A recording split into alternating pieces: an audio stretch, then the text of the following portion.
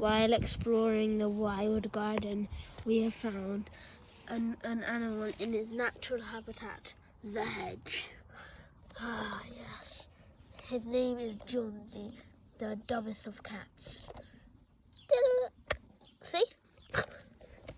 While being out here, you can see all the blackberries, with wasps all over them, and what's nearly on me. Oh no.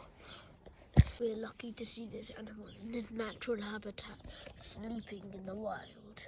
He is so majestic and stupid, and he loves just checking what the camera is like. Oh my.